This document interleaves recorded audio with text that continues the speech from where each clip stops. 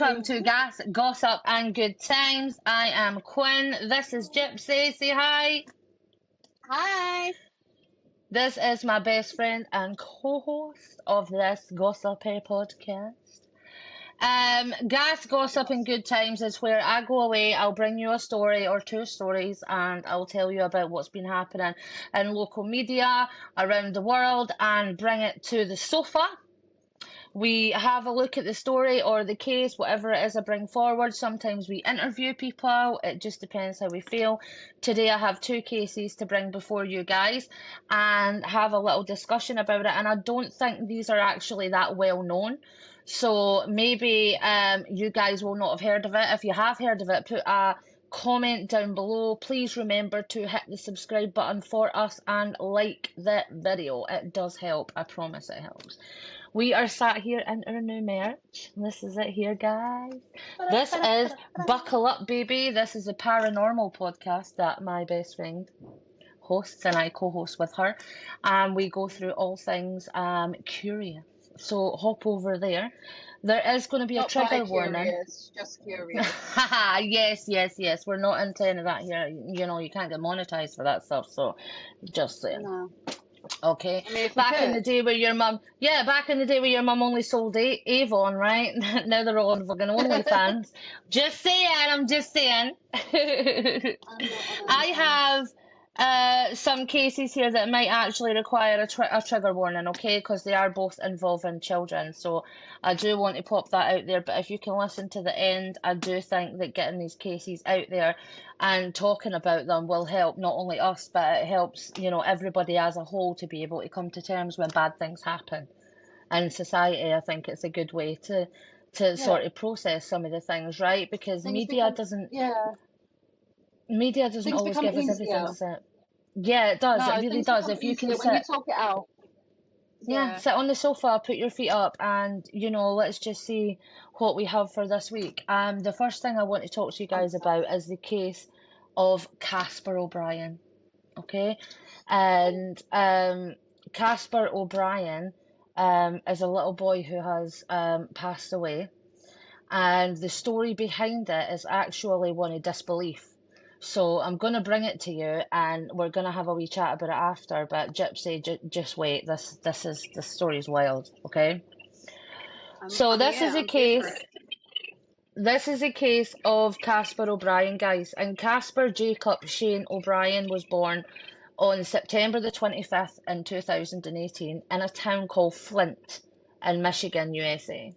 Now, the city itself sits 6 to 8 miles northwest of Detroit. And Casper was born and raised to his parents, Damien O'Brien and Jessica O'Brien. The couple had actually married in October 2013. Damien, Casper's father, had graduated with a degree and he worked as a senior cloud engineer at Delta Dental. So he had, you know, a reasonably good job.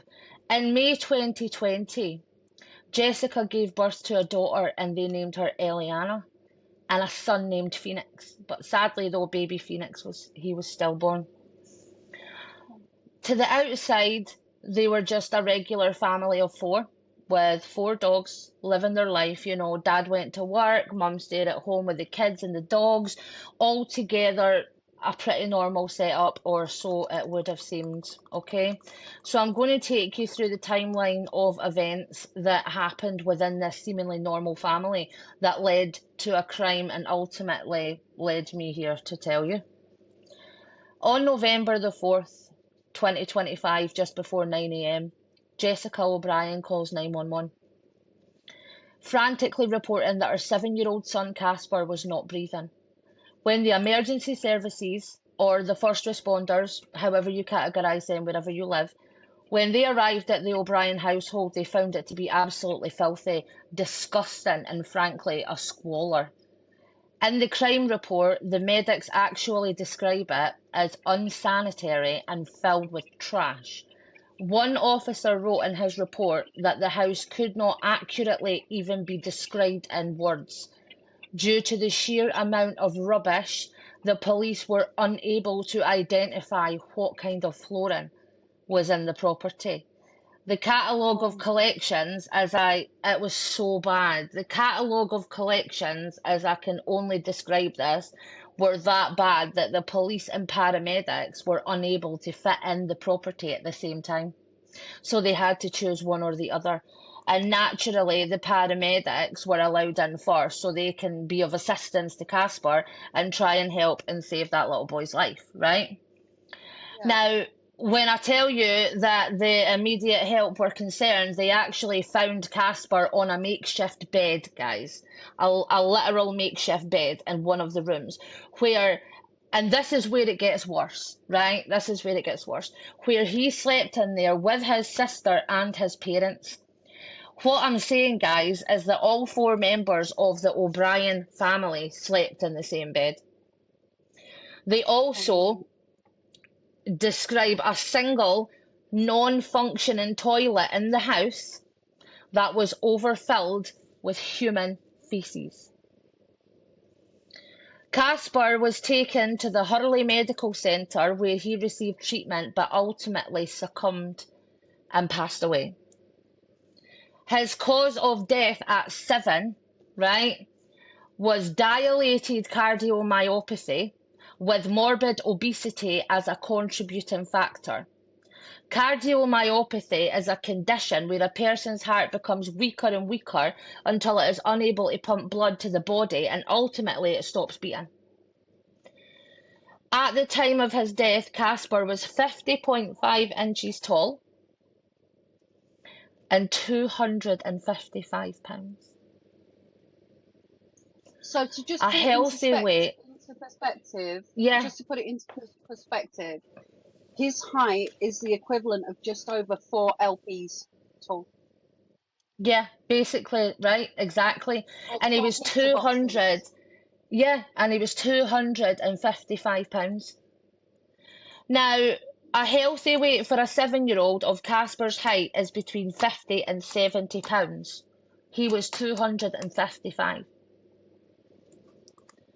And this is where it gets tricky, right? Casper's sister, Eliana, she was removed from the care of her parents and placed in a temporary foster care, right?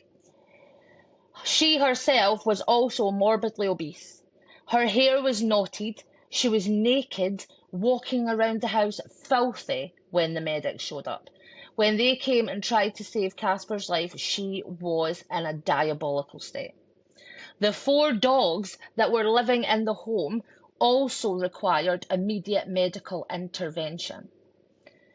Now, on June the 24th, 2026, Damien and Jessica O'Brien, they were taken into custody and charged with second-degree murder by the state of Michigan. They were charged with multiple offences, and torture was one of the offences named in the police report that I could find.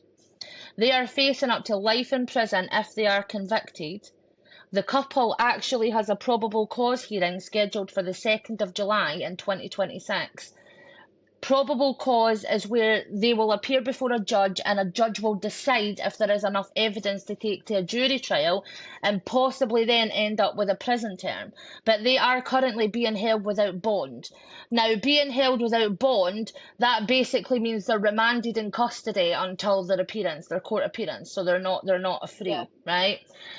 And I do want to touch on the fact as well that the death of Phoenix O'Brien has been investigated by the police, and that is not considered to be suspicious.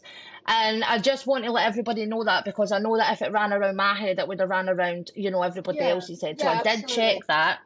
I did The check probable that. cause, the probable cause hearing. I've just checked today's date. That's in a week. Yeah.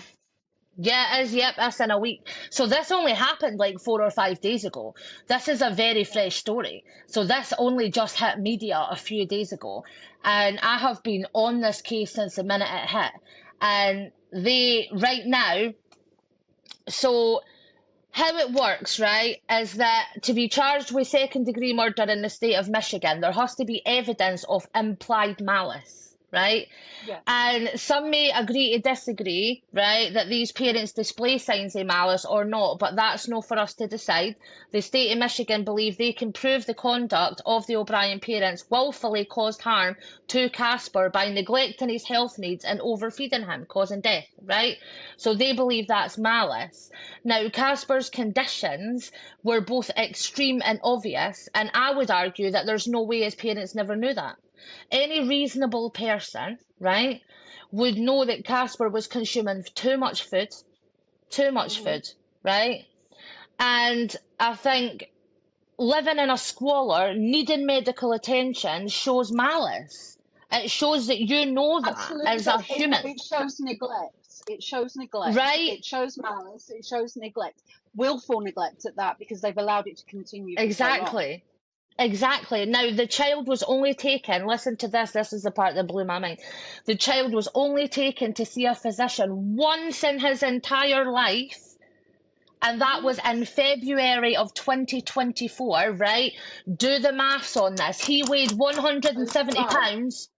Yes, and he weighed 170 pounds in 2024. He died in 2026 at 255 pounds.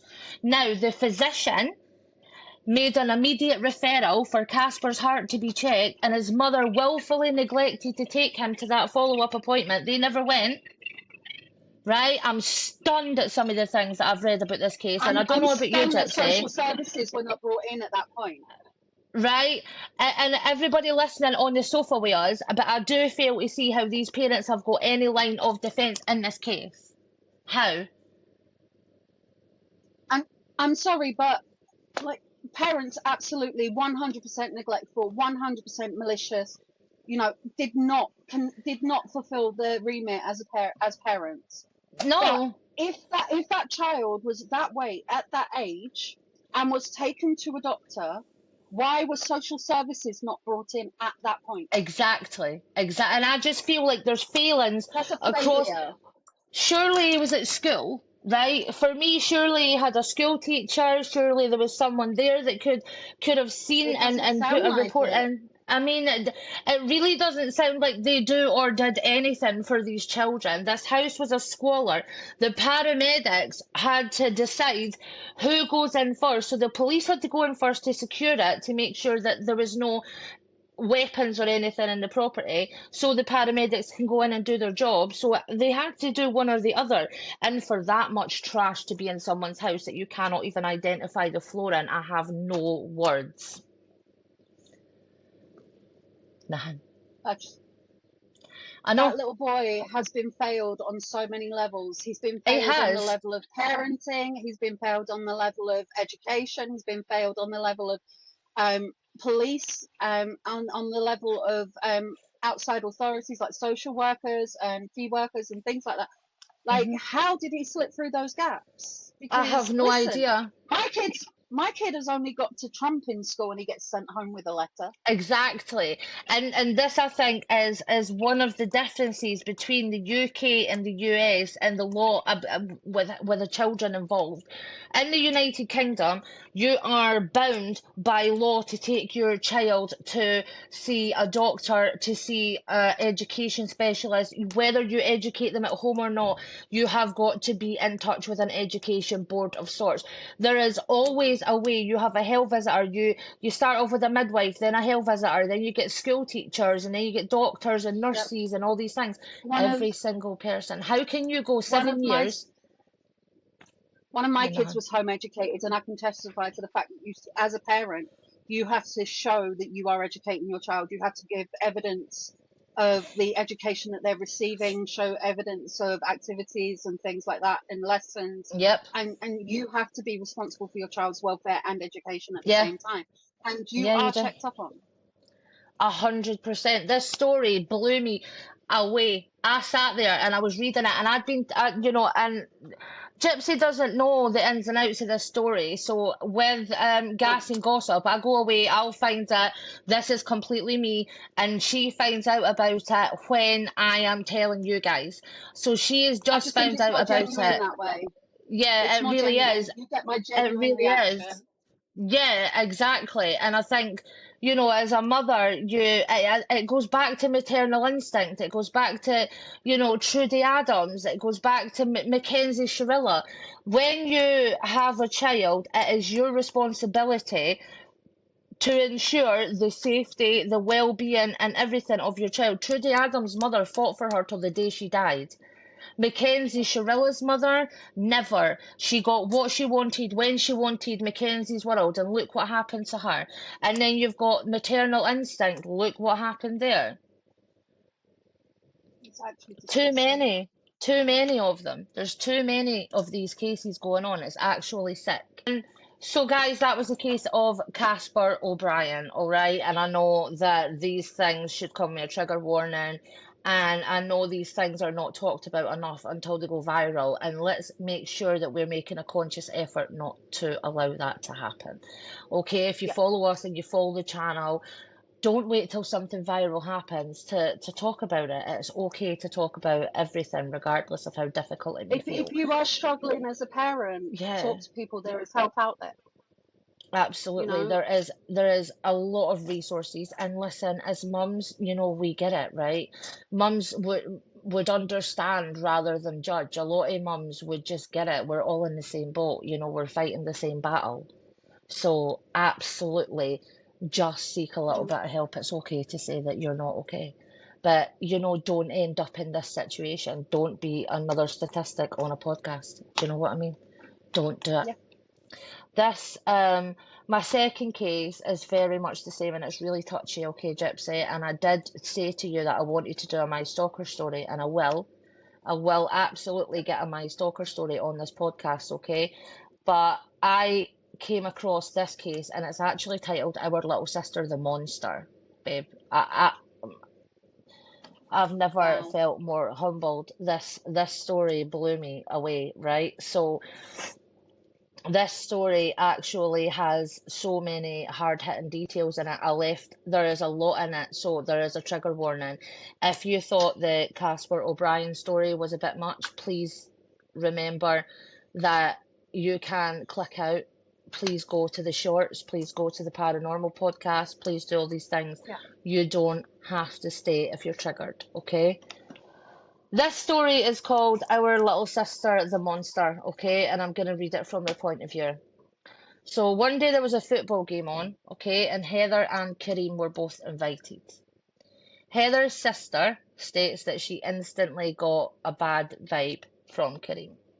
I think as women, we both kind of understand that, when you meet someone and you get a sneak peek almost into like their aura. So she like instantly knew there was something about him, she never felt Kind of comfortable with him, intuition. right? Yeah, exactly. But the other thing is, as well, is that us girls can do is she instantly knew he was her sister's type, right? And as girls, we can all tell what type of men our friends like, or sisters like, whatever. And she said to her, right? She actually recalls telling her, "Don't even think about it. Yep. Don't." Right? And you ever look back on something and think, man, I should have taken your advice. If there was ever a time to listen to your All the sister, time. man, it would have been there. Yeah. All the time. And All the for time. Heather, it would have been there. And I bet you Yeah. she spends the rest of her life thinking, should have listened, right? So again, as girls, we do that as well. Some of us see a red flag and we run all the way away, right? But other ones, are colorblind and need braille, right? So, we have got that as well, right? It's a seesaw. Something about him, something about him turned her stomach inside and out, and she could not shake the feeling, almost like he was bad. That's what she said. And you meet someone sometimes and you think, oh, even if you're in someone's energy for a minute, and it could be like standing in the queue in a store, it could be like sitting on a bus, jumping in a cab, and you'll text your friend if you're by yourself, like just to let you know this is where I am and there's someone strange here. Do you know what I mean? We do that, right? Yeah, absolutely. And she told her sister, I have this bad feeling about this whole dude. And her sister was like, colorblind and needed braille. Wait till you hear this. So, Heather's sister and Kareem, right? No, Heather and Kareem, sorry, they were dating in secret for almost 2 months before it became public knowledge amongst their friend group. So that tells me that Heather listened to her sister, knew he was bad news, did it anyway, and never told anybody, right? Yeah. So Yeah. it all came out, right? Actually, they found out about their relationship whilst Kareem was moving into Heather's house. Right? So there was no talking amongst friends. There was no, I'm talking to a new guy. Exactly. Tell Literally, they me all you found are out. dating someone that you are ashamed of without telling me you're dating someone you are ashamed of. Exactly. And boy, I wish this bitch stayed ashamed. Like, let me tell you that, right? Honestly. So their friend David is the one who was responsible for introducing them, right, at the start of the story. He states that he is actually going to feel guilty for that for the rest of his natural life, right?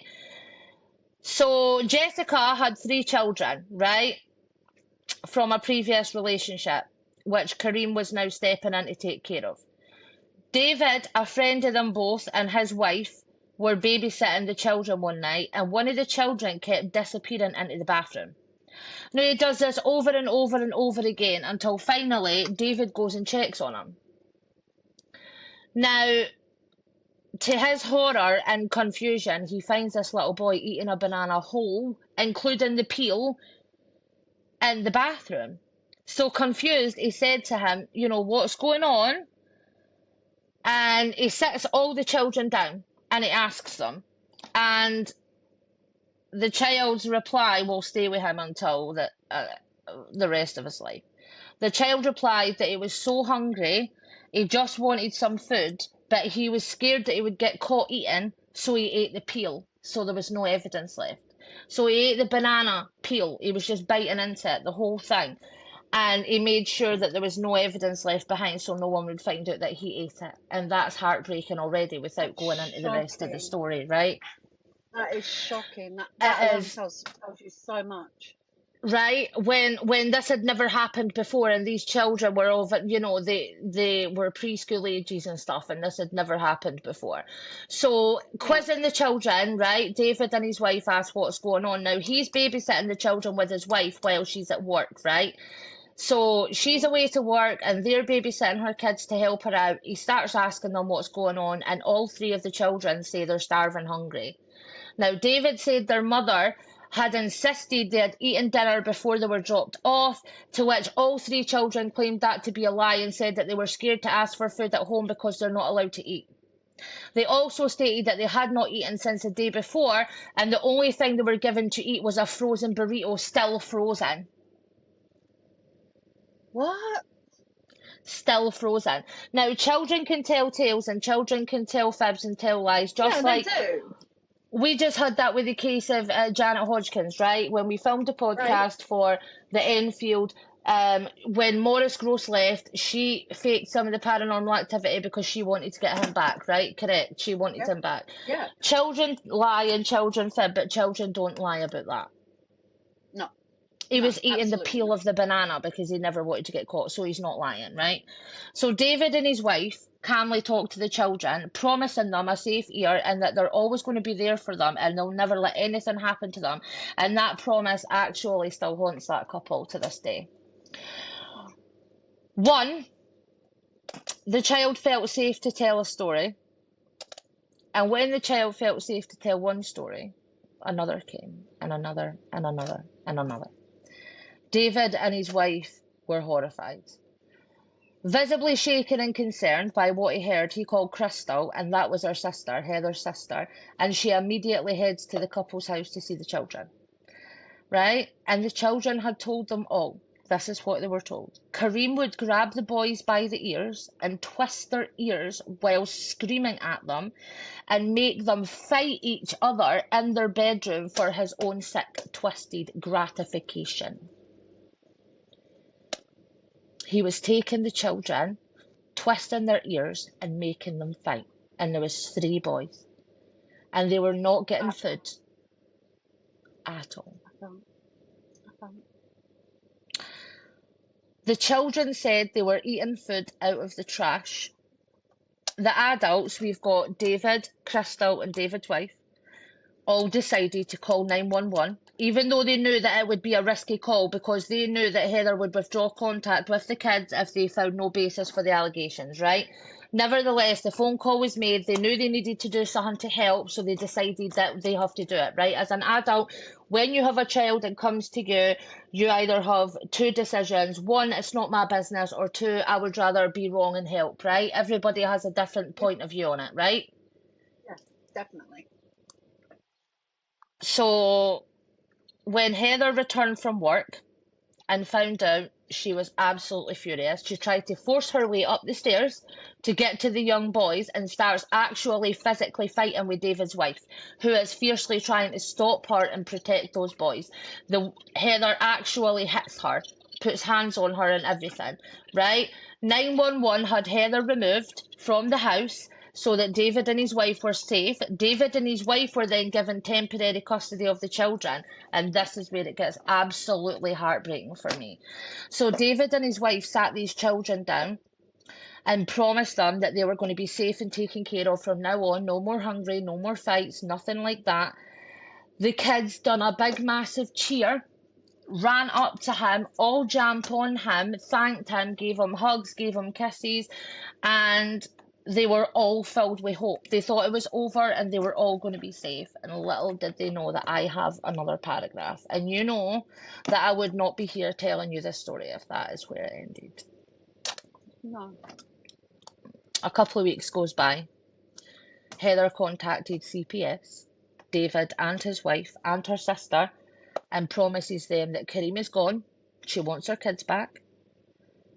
She sees the boys and she promises them that they're going to be a family again. She tries to prove that she's back in good mental health. She's promised the kids the whole world. All they have to do is tell CPS they lied, and they can get their mum again.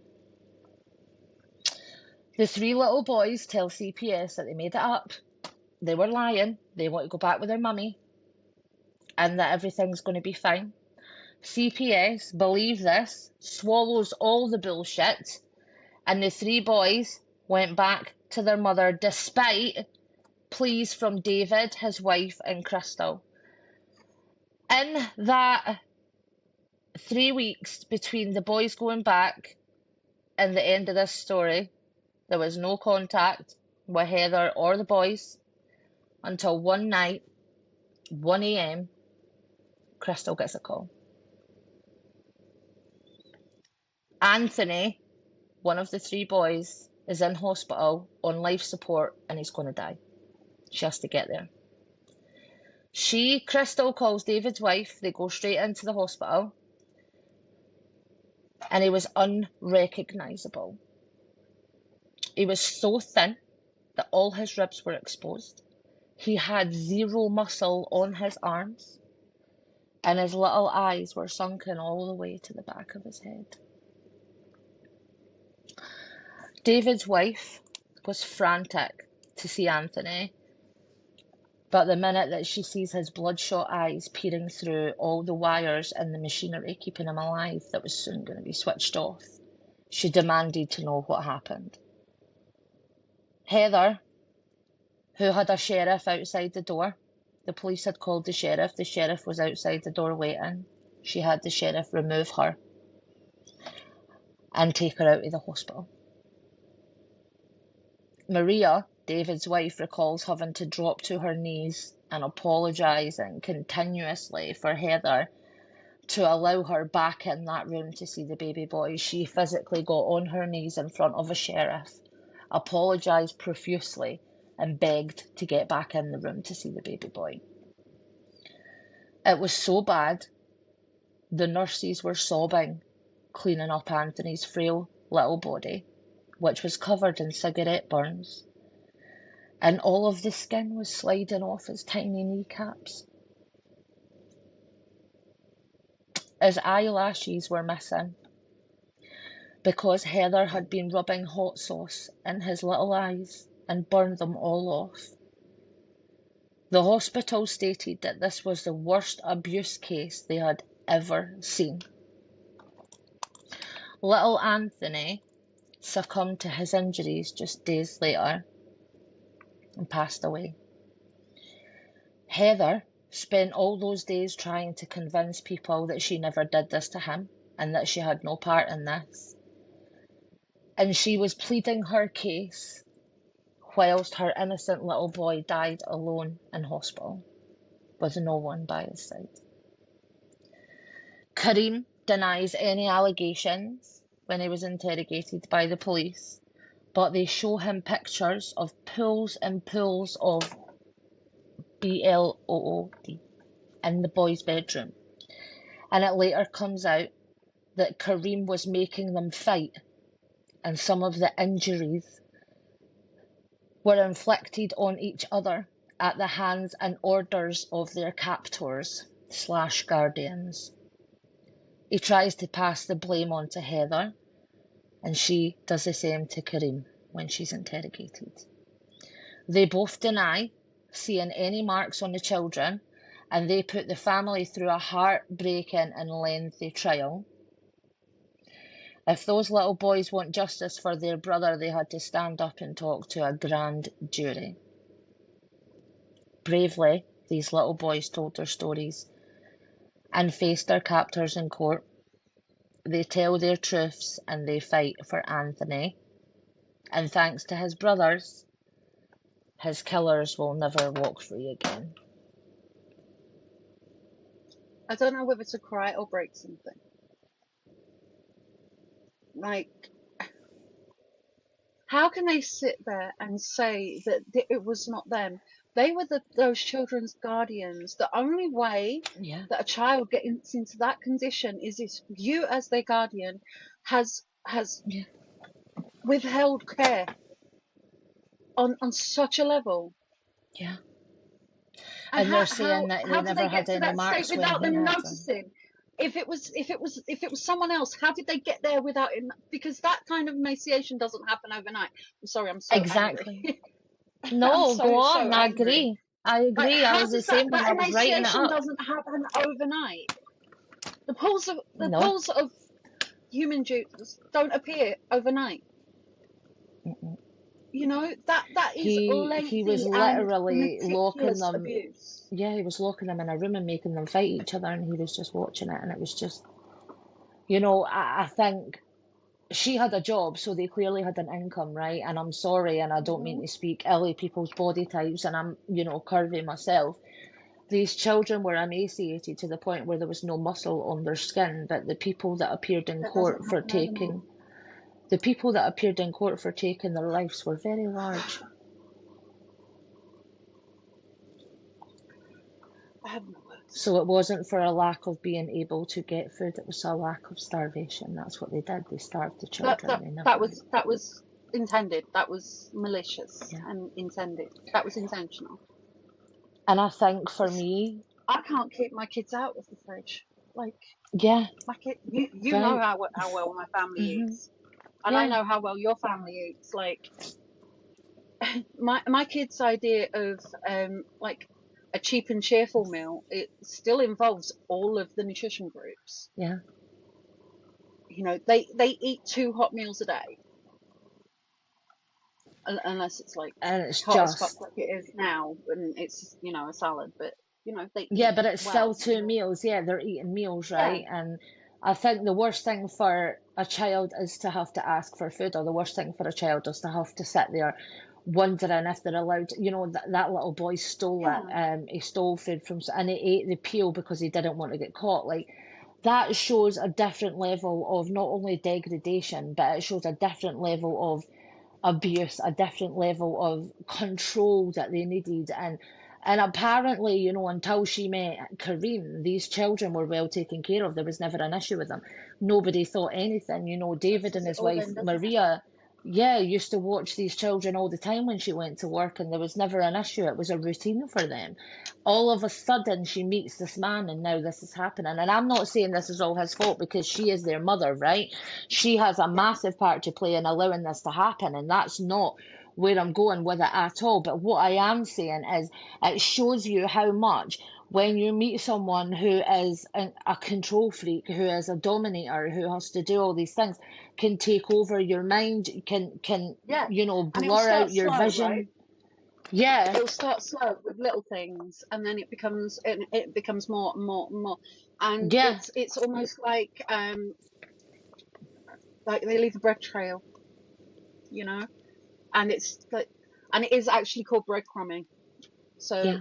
it becomes little bits and little bits, and then it gathers and gathers and gathers and gathers, and it's just so awful. And And it's it was the horrific children who paid to. the price for that. And the both of them, when they were in court, were just disgusting. Like the attitude. She turned up in court with braids in her hair and everything, all ghetto as shit. And I just think, like, and our sister said it best, she changed when she met him because she became like him. She fell for him and she wanted him to like her. And she would have felt like the only way for him to like her was to be like him. She 100% is responsible, if not more responsible, because she, one, had a Oh chance yeah, because to take him out of their lives. She, two, yeah, she absolutely put them in that. She absolutely yeah, did. yeah, From she the did. initial contact, she chose to go against everyone's advice. From the first time he even stepped out of line with her children, because you best believe if someone steps out of line with my children, they got me to deal with, and then they've got her to deal with. Exactly. I would never sit there and just allow it to happen, let alone join in. And she took part. And there's no way she can say that she had nothing to do with it. There is just no way. There's no defense there. There's no reasonable doubt for anything. Do you know what I mean? She did this beyond a reasonable doubt, and this is why she will spend the Absolutely, rest of her life in jail. But absolutely. this, can I ask you, have you heard about this case? Have you No, heard this case in the media? And do you not think it's no, shocking? I haven't heard about this case at all. And do you Um, not think it's I think shocking? Did you hear about Casper O'Brien's case in the media?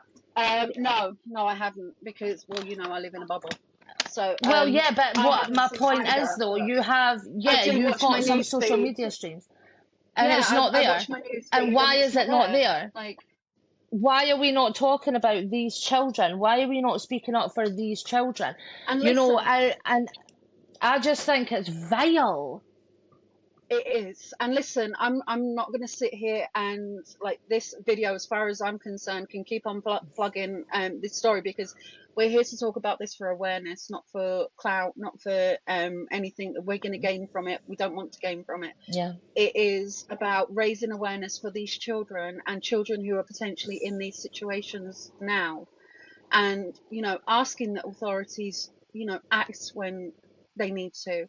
Leave the parents alone that are, you know, okay, they're fine. Focus your attention on the children that are not fine, Yep. and you hear so many This stories, is and a classic case of, you know, she got them to tell CPS that they lied, and CPS instantly believed them. Like, these are little children, and yeah, they sat in a room how with you can't David tell and me his that wife, you can't tell me that those social workers did not see the signs of neglect in those children. and that doesn't They just happen in wanted them three off the weeks. books. No, That it doesn't doesn't. happen in 3 weeks. In 3 weeks, your skin does not slide off your kneecaps. In 3 weeks, you do not lose every bit of muscle mass. In 3 weeks, you do not get all of these injuries. And it's the same with Casper O'Brien. He had seen a physician once in his 7 years of being on the planet. How is this allowed to happen? Why are the wrong people being looked at, and the people who need to be put with an intervention, with a plan, with a care plan, a risk plan, why are these not being carried out? And why is it too late every time somebody like me talks about it on a podcast, or somebody like you talks about it on paranormal, a paranormal podcast? This is what I'm saying. These children are becoming statistics because they are being allowed to become statistics. And Yeah. people are scared. Do you know, right?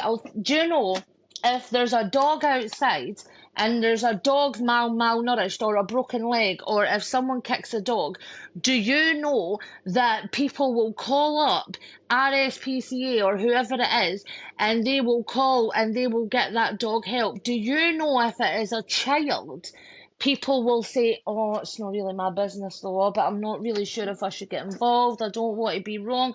Be wrong, Sorry, stuff that I would because rather not be wrong. everybody will be wrong. Stuff that I would rather be wrong. Be I'm wrong. sorry, I just would. Like, Yeah, be you wrong. know yourself, Be I wrong. had a whole situation where I have one of my sons, he has ADHD, his metabolism is through the roof. And I had a call from the school and from social services talking about how he was malnourished. Now, he's never had a scrap of fat on him. I'm just saying, like he did not take after me. The rest of them did, but he did not. His dad's stature is skinny, you know, and he takes after his dad for his stature and for his metabolism and everything. Yeah. And I took that boy, and I had him examined, and the doctor said he's the healthiest specimen of a child that I've seen in a long time. You know, he looks how a child should look. Yeah. But that teacher that had made that report would literally not look out of place being lifted out of a house on a crane on a documentary.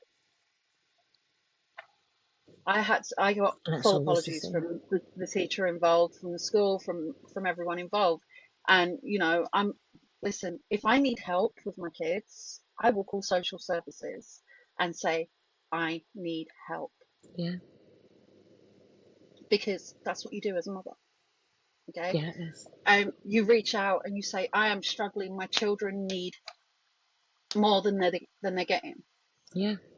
That's only happened once in my life, and now we were in a really, really bad situation. But do you know what they did? If you're calling us and asking us for help, you don't need us, because you know that there's a problem. And how is that fair? Because you know what happens, not all mothers can pull it together, right? And some mothers end up on the news. And I just find it so disturbing that we are in an age now where we've got so much technology, you know, and it costs like £1,200 for a new iPhone, and people are buying that, and they're not buying, you know, a £2 meal. And for me, that's the struggle.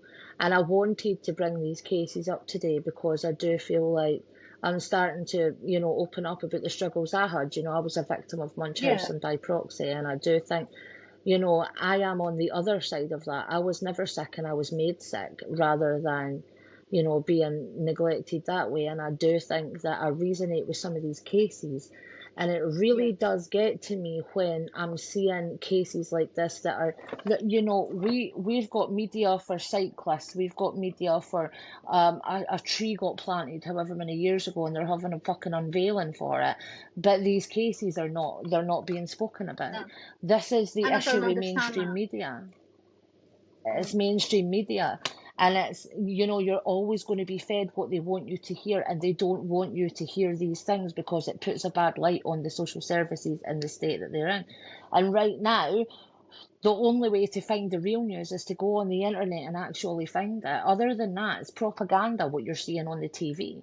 We all need to be pulling together, and we all need to be helping these children. Every single one of us do. And everybody has a duty. Even if that means being that person that parent gets to talk to and just vent about the situations before their mental health gets to a state where they are getting to that stage. You know, we vent at each other all the time. Like we're very lucky we've got each other. And you know, the amount of times we call each other in the space of a day and go, oh, bitch. Yeah, honestly, like 100 times a day. Yeah. Mm-hmm. Because we just need to get it out. And that's what we're trying to create here. You know, each of the podcasts has their own vibe. And I do think, especially with Gas Gossip and Good Times, I do think that it's more like, you know, jump on the sofa, get your dinner out, eat your dinner, listen to us chatting away. You know, if you have no one to eat with, come and sit with us and we'll eat with you.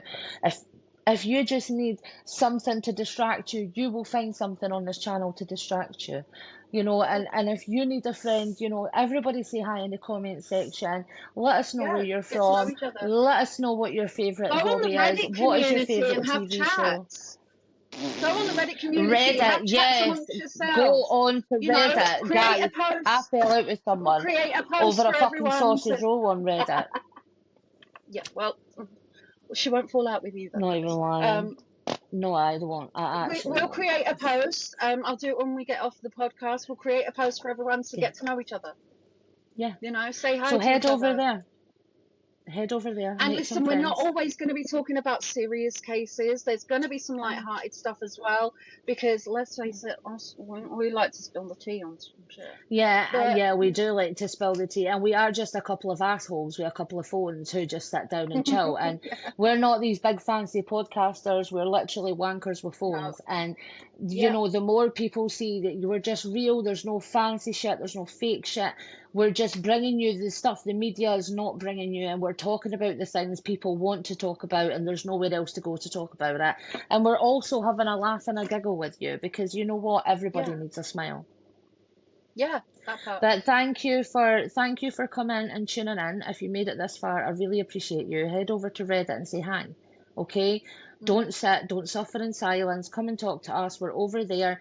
You know, leave a comment and let us know how far you got, what you thought about the You cases, can and have you heard you about can them? DM Quinn on Instagram.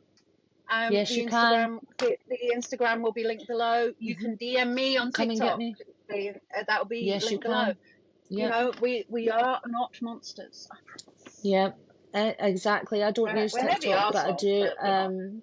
I do use Instagram. So yep, shoot me a DM on Instagram if you want to chat. Go to TikTok, shoot her a DM on TikTok if you want to chat.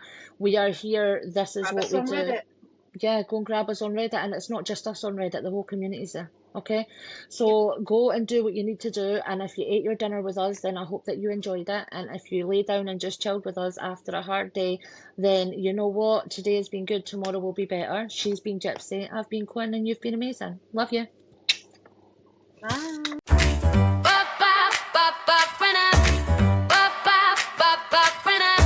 Step right in, don't stall. Got the scoop for one and all.